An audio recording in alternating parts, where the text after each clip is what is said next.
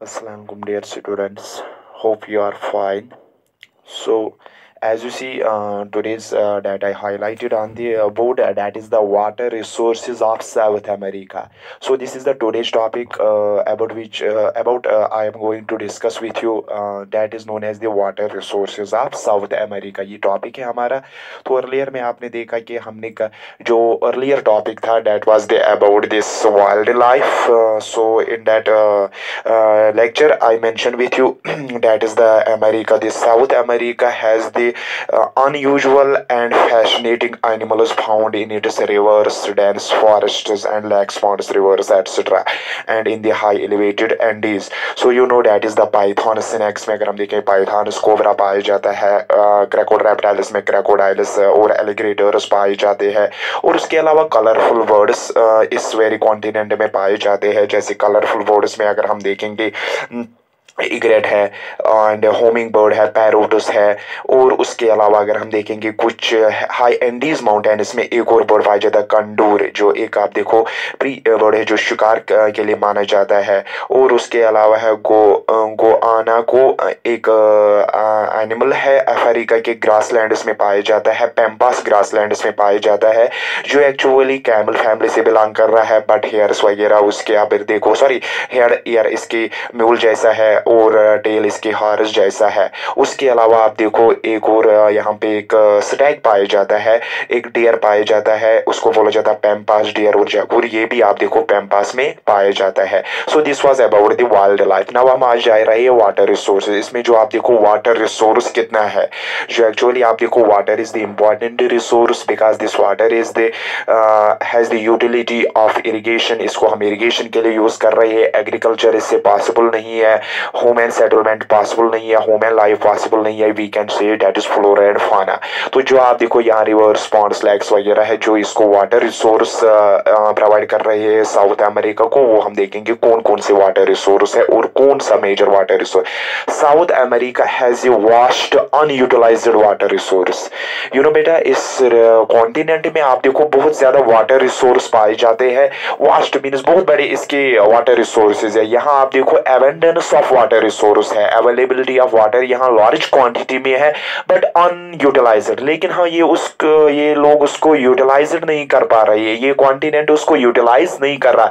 Resource available है, abundance में water resource available है, लेकिन अनयूटिलाइज्ड रिसोर्स है, इनको ये यूज नहीं कर रही है.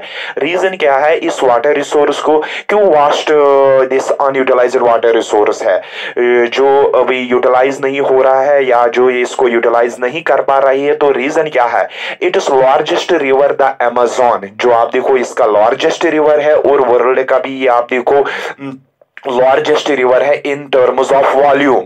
यानी जितना इस रिवर से पानी इस चैनल से फ्लो हो रहा है बेटा, तो वो हम देखेंगे वो ज्यादा है. Amount of volume of water इसमें ज्यादा है as compare to Nile. Nile तो आप देखो लॉन्गेस्ट है, उसकी लेंथ ज्यादा है, अमेजोन की लेंथ उतनी नहीं है, अमेजोन उससे थोड़ा छोटा ही रिवर है एज पर लेंथ.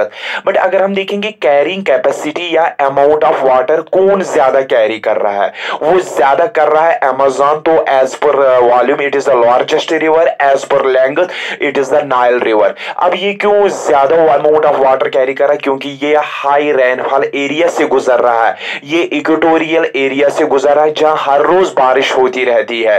तो ये आप देखो उन इलाकों से गुजर रहा है जो आप देखो मॉइस्ट एरिया है जहां एवरीडे रेनफॉल होती है. तो इसमें आप देखो कंटिन्यूअस बहुत ज्यादा वाटर फ्लो होता है, वॉल्यूम ऑफ डिस्चार्ज इसमें ज्यादा है. तो ये वही रिवर इस कॉन्टिनेंट से फ्लो हो रहा है अमेजोन रिवर, और इसका ये लार्जेस्ट रिवर है. Very dense forest. लेकिन ये जो अमेजोन रिवर है ये बहुत बड़े जंगलों से गुजर रहा है, बहुत बड़े डेंस फॉरेस्ट से गुजर रहा है, जो इस रिवर के इर्द गिर्द जो अमेजोन बेसन है, बेसन मीन्स जहां एरिया ड्रेनेड बाय रिवर, जिस एरिया से आप देखो पानी कलेक्ट होके अमेजोन रिवर में जाता है, तो जो इसका ये इर्द गिर्द एरिया है अमेजोन का, तो वो आप देखो बड़े बड़े डेंस लार्ज फॉरेस्ट से भरा हुआ है. क्योंकि वो डेंस फॉरेस्ट इसलिए ग्रो ग्रो हो चुके हैं क्योंकि यहाँ बारिश अच्छी है, टेम्परेचर भी अच्छा है। तो इस अमेज़न रिवर के बेसन में आपको बड़े बड़े लार्ज डेंस फॉरेस्ट्स मिलेंगे, इतने डेंस जहां दिन में भी अंधेरा होता है। तो उन डेंस फॉरेस्ट्स में इस रिवर को, वाटर को इस्तेमाल करना बहुत ही मुश्किल होता है। ज्यादा जो अगर हम देखेंगे ये रिवर फ्लो होता है डेंस फॉरेस्ट्स में, वेरी हाईली डेंस फॉरेस्ट्स। अब हम इन डेंस फॉरेस्ट्स में आप देखो हम इस वाटर को यूटिलाइज नहीं कर पा रहे, किसके लिए? इरिगेशन के लिए, क्योंकि उन डेंस फॉरेस्ट्स में कोई एग्रीकल्चरल लैंड नहीं है, उन डेंस फॉरेस्ट्स में कोई हैबिटेट नहीं है, सेटलमेंट नहीं है, लोग नहीं रह रहे हैं, पॉपुलेशन सेटल नहीं है। उन डेंस फॉरेस्ट्स में आप देखो हम कोई हाइड्रो इलेक्ट्रिक पावर नहीं बना सकते हैं। और उसके अलावा उन डेंस फॉरेस्ट्स में बहुत ही ज्यादा खतरा, जहां पे आप देखो बहुत ही डेंजरस एनिमल्स है, यानी उन डेंस फॉरेस्ट में बहुत ही डेंजरस एनिमल्स है जिनमें हम इस एरिया में जो ये रिवर गुजर रहा है वहां इसका पानी इस्तेमाल नहीं हो रहा है। तो ये यहाँ पे मैंने बोला it largest river, sorry it is a largest river the Amazon flow through the very, जो इसका लार्जेस्ट रिवर है वो अमेज़न है, वेरी डेंस फॉरेस्ट से ये रिवर गुजर रहा है। तो जिसकी वजह से इसका ज्यादा अमाउंट वाटर रिसोर्स अनयूटिलाइज्ड रहता है। सो इन डेंस फॉरेस्ट की वजह से, इन घने जंगल की वजह से हम अमेज़न का वाटर इस्तेमाल नहीं कर पा रहे, हम इसका वाटर रिसोर्स ज्यादा इस्तेमाल नहीं कर रहे। किसके लिए? ना हम इसके इरिगेशन के लिए, ना हम डोमेस्टिक यूज के लिए, ना हम इंडस्ट्रीज के लिए, ना हम हाइड्रो इलेक्ट्रिक प्लांट्स, क्योंकि इन डेंस फॉरेस्ट्स में ना कोई इंडस्ट्री ज्यादा एस्टेब्लिश हो सकती है, ना कोई पॉपुलेशन है, ना कोई एग्रीकल्चर एरिया है। तो जिसकी वजह से इसका वास्ट या large amount of water unutilised रहता है। तो देन आफ्टर अगर हम देखेंगे are not used for irrigation और हाइड्रो इलेक्ट्रिक पावर, यानी ना हम इससे हाइड्रो इलेक्ट्रिक पावर जनरेट कर सकते इस वाटर से, ना हम और कोई चीज। हाउएवर रिवर्स अमेज़न और Orinoco and Parana provides inland water transport, लेकिन आप देखो ये कुछ इनलैंड वाटर ट्रांसपोर्ट प्रोवाइड कर सकते हैं। Inland transport, inland means land के ही अंदर, आप देखो ओशनिक ट्रांसपोर्ट तो नहीं है, क्योंकि हम जब हम ओशन को इस्तेमाल करेंगे उस ओशन के जरिए हम उस सी के जरिए दूसरी कंट्री जाएंगे, उसको बोला जाता है ओशनिक ट्रांसपोर्ट। लेकिन आप देखो जब कंट्री के ही एक इलाके से दूसरे इलाके में जाएगा, एक सिटी से दूसरे सिटी में रिवर के जरिए जाएगा, तो that is known as inland within the country. हम एक इलाके से दूसरे जाते हैं, या किसी लेक के जरिए एक इलाके से दूसरे इलाके जाते हैं, या किसी पहाड़ के जरिए किश्ती में एक इलाके से दूसरे जाते हैं। तो यही रिवर इस्तेमाल किया जाता है इनलैंड ट्रांसपोर्ट के लिए यहाँ पे। लेकिन कौन कौन सा रिवर? रिवर अमेज़न को कुछ एरिया, ओरिनिको एंड पराना, यानी एक्चुअली मैंने बोला कि हाँ, इसका मतलब नहीं कि पूरा का पूरा वाटर हाँ अनयूटिलाइज्ड है, कुछ अमाउंट तो यूटिलाइज्ड है, लेकिन मेजर इसके वाटर रिसोर्सेज अनयूटिलाइज्ड है। क्यों अनयूटिलाइज्ड है? क्योंकि ये डेंस फॉरेस्ट से गुजर रहा है, वहां वो पानी इस्तेमाल वगैरह नहीं हो रहा है। लेकिन कुछ वाटर्स आप देखो, ओरिनोको रिवर जो है, या पराना रिवर है, या अमेज़न रिवर को हम इनलैंड ट्रांसपोर्ट के लिए इस्तेमाल कर रहे हैं। Countries such as Brazil, Argentina and Paraguay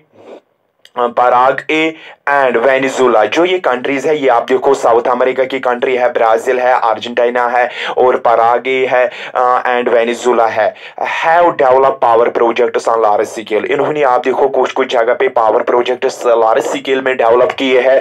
तो उन जब पावर, तो हम इसका मतलब हम रिवर वाटर इस्तेमाल कर रहे हैं। जब हम एक रिवर पे डैम बनाएंगे, उस वाटर को इस्तेमाल करेंगे हाइड्रो इलेक्ट्रिसिटी के लिए, तो हमने इस्तेमाल किया। लेकिन फिर भी मैं बोल रहा हूँ यहाँ पे हम पूरा का पूरा इस्तेमाल नहीं कर पा रहे हैं, या हम टोटली इस्तेमाल नहीं कर रहे, वो भी नहीं है। ज्यादा जो अमाउंट है वाटर वो ज्यादा अनयूटिलाइज्ड होता है, लेकिन फिर भी कुछ कंट्रीज ने इसके बहुत सारे वाटर रिसोर्स को इस्तेमाल किया है और उस पे डैम्स बनाए।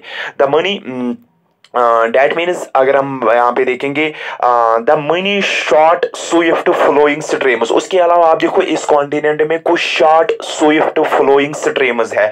शॉर्ट स्विफ्ट, स्विफ्ट मीन्स तेजी से, स्विफ्ट फ्लोइंग कुछ स्ट्रीम्स है, लेकिन वो शॉर्ट है, वो ज्यादा बड़े बड़े रिवर्स नहीं है, ज्यादा स्ट्रीम्स वो नहीं बड़ी है लेंथ के हिसाब से, लेकिन बहुत ही तेजी के साथ वो स्ट्रीम्स फ्लो हो रही है। That rises down the steep slopes of Andes, जो एंडीज से ऑरिजिनेट होते हैं और and to the Pacific coast in west, जो आप देखो एंडीज से ऑरिजिनेट होते हैं और पैसिफिक कोस्ट वेस्ट में चले जाते हैं। जैसे मैं आपको यहाँ पे समझाऊं, यहाँ आप देखो ये एंडीज एरिया है, तो हाईलैंड एरिया एंडीज, यहाँ से कुछ आप देखो कुछ स्ट्रीम्स स्ट्रीम्स ऑरिजिनेट होते हैं, कुछ स्ट्रीम्स ऑरिजिनेट होते हैं, और वो किस साइड में फ्लो होते हैं, इस साइड में वेस्ट स्लो पे, और जाते हैं किस में, पैसिफिक कोस्ट पे, वेस्ट साइड में। लेकिन वो स्ट्रीम्स आप देखो वो शॉर्ट ही है, आप देखो ज्यादा बड़े वो स्ट्रीम्स नहीं है, और वो तेजी स्लोप से जब वो गुजर रही है, ये हैंडीज माउंटेन है, हाई माउंटेन एरिया है, तो इससे जो स्ट्रीम्स नीचे जा रही है पैसिफिक ओशन की तरफ, तो आप देखो वो तेजी के साथ फ्लो हो रहे हैं। वही मैंने लिखा द मिनी शॉर्ट, बहुत छोटी छोटी नदियां, स्ट्रीम्स, स्विफ्ट फ्लोइंग, तेजी से बह रही है, that rises down the steep slopes of Andes, जो एंडीज स्टीप स्लोप्स से ऑरिजिनेट होती है, वो शॉर्ट स्ट्रीम्स, तेजी से फ्लो होती है streams to the Pacific coast की तरफ जाती है in the west. Significant power generation, वहां पे बहुत ज्यादा पावर जनरेशन होगी, बहुत सारे पावर प्रोजेक्ट्स उन पे डेवलप किए गए हैं। यानी आप देखो कुछ रिवर्स है, कुछ एरियाज है, मेजर वाटर रिसोर्सेज है जो एक्चुअली यूटिलाइजेबल नहीं है, अनयूटिलाइज्ड है, क्योंकि कुछ वहां में रेस्ट्रिक्शंस आ रही है, टोपोग्राफिकल रेस्ट्रिक्शन आ रही है, या फॉरेस्ट एरिया है, वहां पे डेंस फॉरेस्ट, तो हम उस वाटर को यूज नहीं कर पा रहे।